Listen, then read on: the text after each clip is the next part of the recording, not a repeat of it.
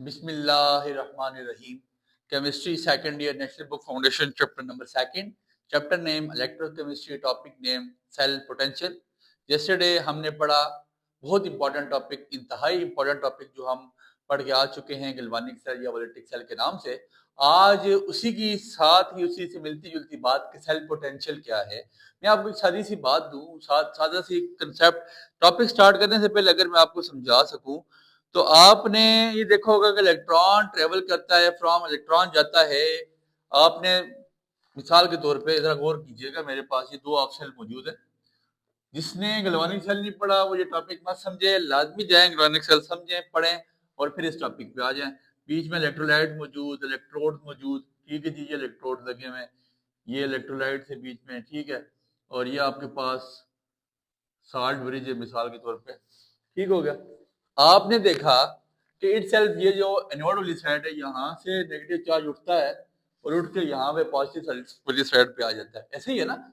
Negative charge यहाँ पे उठता है, ये आपके पास जिंक है, ये कॉपर का इलेक्ट्रोड लगा हुआ है। आपके पास नेगेटिव चार्ज यहाँ से जिंक से उठता है और जाते जाते वहां पे कॉपर पे पहुंच जाता है और इलेक्ट्रिसिटी को जनरेट कर देता है। आपने कभी सोचा कि आया भाई साहब नेगेटिव चार्ज इतनी सहित आई कहाँ से? कोई ना कोई तो इसके पीछे फोर्स है। जैसे ये पूरी दुनिया चलाने के पीछे एक फोर्स मौजूद है जो इस पूरी दुनिया को चला रही है, जो मेरा वादो ला शरीक है, जिसकी हम इबादत करते हैं।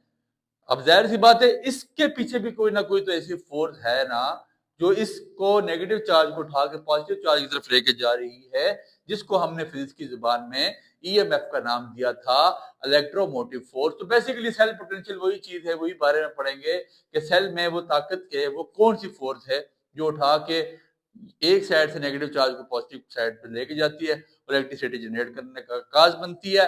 बहुत सी बातें आपकी बुक फजूल सी लिख रही है। आई ट्राई के मैं वही बात आपको लिखूं जो आप एग्जाम पॉइंट ऑफ व्यू पे जिसको प्रेजेंट कर सकें। Don't need to write any other thing. और ये याद रखें, लाजमी नहीं होता कि जो चीज बुक पे लिखी गई है कि आप उसको सारे को ही रटना पड़ता है। कंसेप्ट चीजों को समझे करें, चीजों को रट्टे मारना छोड़ दे बच्चे। अब एग्जामिनेशन आपका ऐसे लो बेस हो गया, तो ऐसे लो बेस बेसिकली चीज ही यही है कि वो आपकी लर्निंग आउटकम देखते हैं, बच्चे ने सीखा क्या है। तो किताबों में रटे मारेंगे बच्चे तो फिर हमारे लिए बहुत सारे मसाइल है। ठीक हो गया, तो शुरू करते हैं। तो चलिए शुरू करते हैं। इसको सेल पोटेंशियल को बेसिकली हम ईएमएफ भी कहते हैं। तो डेफिनेशन लिखिएगा, force that pushes electron from anode. Anode आपको पता है जो जिंक वाला आपके पास इलेक्ट्रोड लगा हुआ है, एनोड से जो इलेक्ट्रॉन उठेगा and pull them towards cathode. ऐसी फोर्स जो इलेक्ट्रॉन को एनोड से उठाए और कैथोड की तरफ लेके चली जाए, उसको हम सेल पोटेंशियल का नाम देते हैं। वो फोर्स ही है। और इसकी ऐसा यूनिट क्या है सिस्टम ऐसे यूनिट में सेल पोटेंशियल की यूनिट क्या है? वोल्ट। बेसिकली वही ईएमएफ की जो हम यूनिट पढ़ के आ चुके थे, इसमें कोई मुश्किल चीज नहीं है। अगली आपने हेडिंग दे देनी फॉर्मूला। अब ई सेल आपकी बुक लिखती है, तो बेसिकली ये पोटेंशियल ऑफ अ सेल है या ईएमएफ ऑफ अ सेल है। तो इसका हम फॉर्मूला जनरेट करेंगे। होता क्या है, EMF of the cell is calculate किया जाता है या किया जा सकता है by difference between the reduction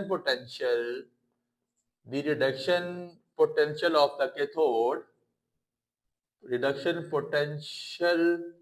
of the cathode, difference minus करना है, and the reduction potential of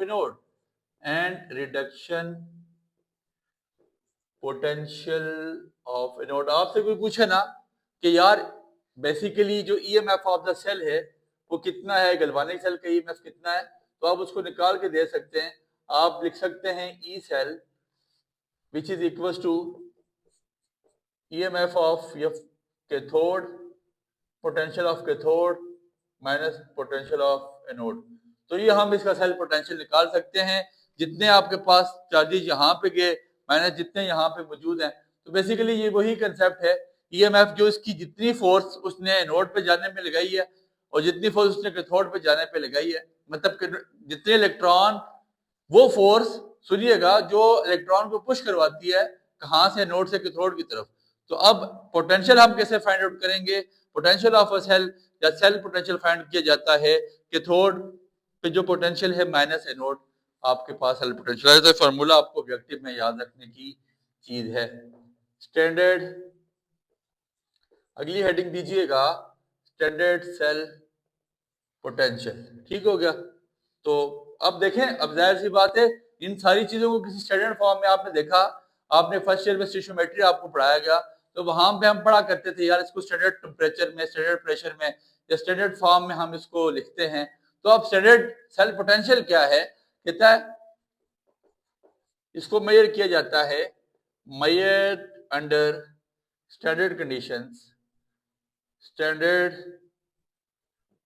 condition. जैसे कल आपको बताया गया था कि हम उसको 1 मोलर वॉल्यूम ही लेते हैं जिंक सल्फेट का या कॉपर सल्फेट का। अब standard measures under standard conditions 25 degree Celsius 1 molar concentration,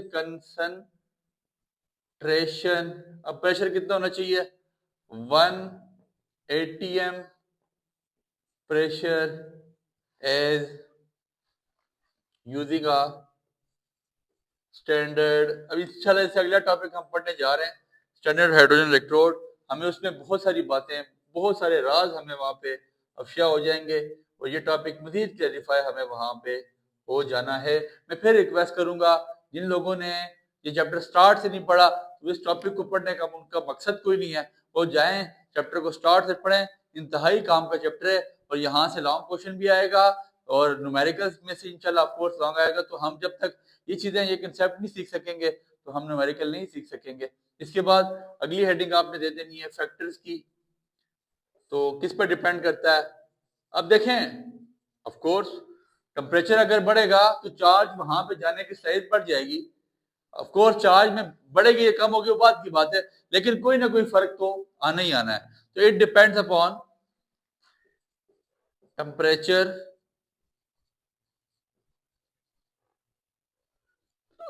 ion concentration, ion concentration and pressure. तो आपसे कोई पूछे सेल पोटेंशियल किस पर डिपेंड करता है, तो आपने बता देना है टेम्परेचर पे, आयन कंसंट्रेशन पे, जितनी ज्यादा आयन बन रहे हैं, और प्रेशर पे डिपेंड करता है। फिर इसके बाद एनोड पे, एनोड क्या है आपके पास बेसिकली, एनोड आपको पता है लॉस ऑफ इलेक्ट्रॉन, यहाँ पे ऑक्सीडेशन हो रही थी, और कैथोड कौन सा पॉइंट होता है,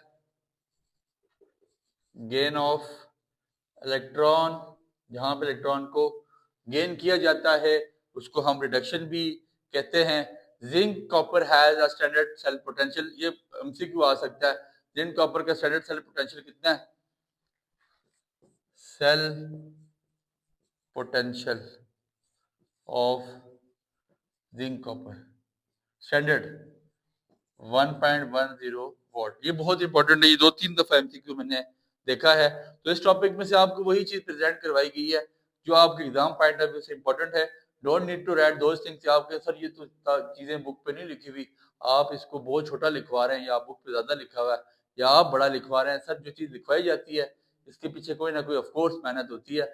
तो थ्योरी भी प्रेजेंट करके बता दी गई और कंसेप्ट तो बेसिकली छोटा सा ही है कि सेल पोटेंशियल, सेल की बेसिकली वो पावर है, वो कोई फोर्स ऐसी है जो इलेक्ट्रॉन को मजबूर करवाती है कि वो चला जाए किस साइड पे, एनोड, मतलब जो एनोड को मजबूर कराती है, जो इलेक्ट्रॉन को मजबूर कराती है कि वो कैथोड पे जाए और इलेक्ट्रिसिटी जनरेट करे, इसको हम सेल पोटेंशियल का नाम देते हैं। उम्मीद है बात आपके पल्ले पड़ चुकी है, नो में याद रखें।